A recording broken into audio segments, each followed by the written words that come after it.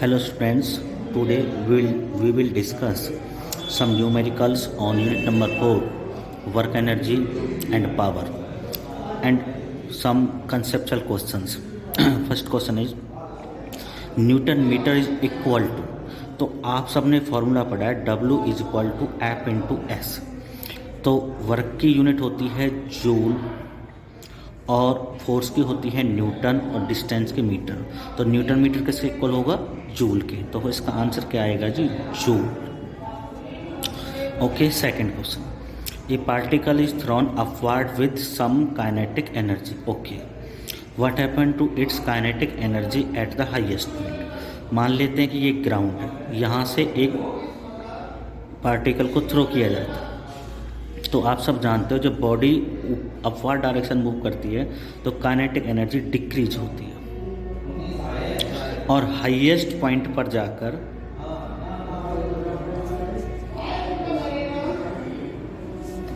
जो ये एनर्जी होती है काइनेटिक एनर्जी, वो टोटली कन्वर्ट हो जाती है potential energy.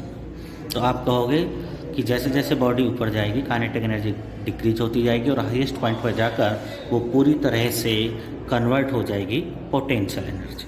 Okay, third question, a body is falling freely under action of gravity alone in vacuum, which of the following quantities remains constant during the fall.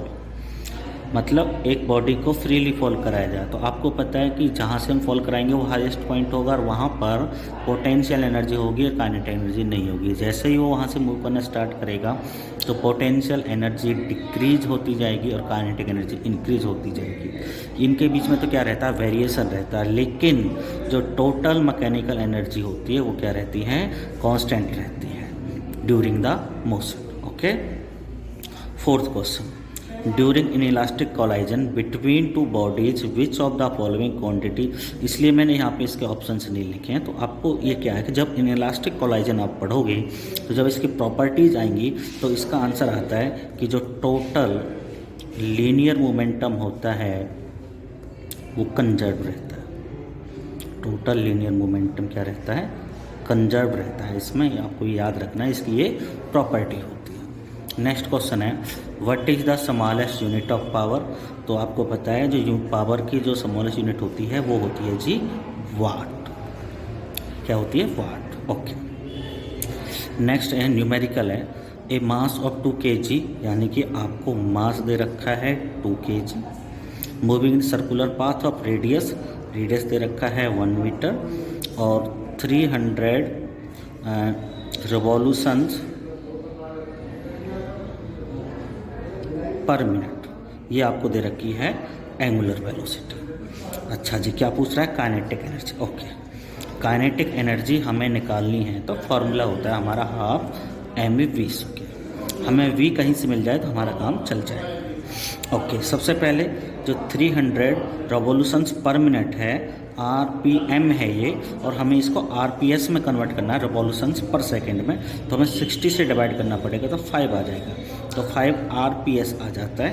और आपने V equal to R omega पढ़ा है, R 1 metre है और omega आ गया आपका 5, तो ये हो गया जी 5 मीटर पर सेकेंड। अब हम बड़े आराम से वैल्यू पुट कर लेते हैं, 1/2, मास दे रखा है 2 kg और V स्क्वायर यानी कि 5 का स्क्वायर, 2 से 2 कैंसिल हो गया, 25 जूल। तो इस क्वेश्चन का आंसर होगा जी 25 जूल। ओके, ये तो आपको समझ आ गए होंगे। आगे लेते हैं next numerical, that is if the velocity of, मतलब हाँ, अगर वेलोसिटी को हम 0.1% इंक्रीज करते हैं तो काइनेटिक एनर्जी कितने परसेंट इंक्रीज होगी। तो मैं मान लेता हूँ कि जो इनिशियल काइनेटिक एनर्जी जो इनिशियल है, आई का मतलब इनिशियल, वो है हाफ mv स्क्वायर। अच्छा जी, न्यू वेलोसिटी क्या हो जाएगी? न्यू वेलोसिटी क्या होगी? v तो पहले से ही है, कितनी इंक्रीज हो गई? 0.1%, यानी कि ये हम इसको करते हैं तो ये आता है जी 1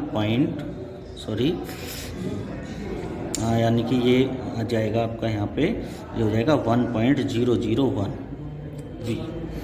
अब हम निकालते हैं काइनेटिक एनर्जी फाइनल, तो फॉर्मूला होगा half m V F square यानी कि वी फाइनल।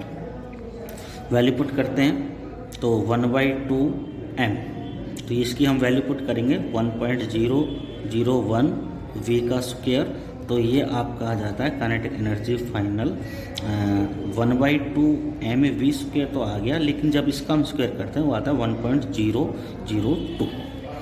अब हम निकालते हैं जी काइनेटिक एनर्जी परसेंटेज यानी कि इंक्रीज, तो वो आपका क्या होगा kinetic final minus kinetic energy initial upon में काइनेटिक एनर्जी इनिशियल इनटू 100।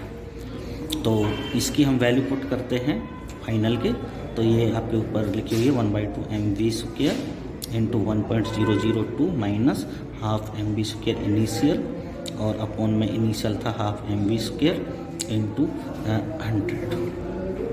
अब 1/2m इसके ऊपर से कॉमन आ जाएगा, ठीक है जी, और इसमें से हम इसको माइनस करेंगे तो आ जाएगा 0.02 इंटू 100 यानी कि 0.2% इंक्रीज होगा काइनेटिक एनर्जी में, ठीक है जी। Next question and last question है, a body of mass 1 kg is rotating in a circular path, यानी कि सर्कुलर पाथ में है तो कौन सा फोर्स मस्ट होता है, सेंट्रीपिटल फोर्स, और सेंट्रीपिटल फोर्स जो होता है वो सेंटर की तरफ एक्ट होता है, सेंटर की तरफ एक्ट होगा, टुवर्ड्स सेंटर एक्ट होगा। अच्छा, यहाँ पर आगे क्या कह रहा है, रेडियस दे रखा है 1 मीटर और वेलोसिटी दे रखी है 5 रिवॉल्यूशंस पर सेकेंड और वर्क डन पूछ रहा है वो 1 कंप्लीट साइकिल में। तो यहाँ पे आपको याद रखना है, जब हम वर्क डन निकालते हैं तो एफ एस कॉस थीटा करते हैं, और यहाँ पर जो थीटा होता है वो होता है 90 डिग्री, क्योंकि यहाँ पर फोर्स और डिस्प्लेसमेंट एक दूसरे के परपेंडिकुलर है, cos 90 0, तो इस केस में जो वर्क होगा वो कितना होगा, 0 होगा। ओके।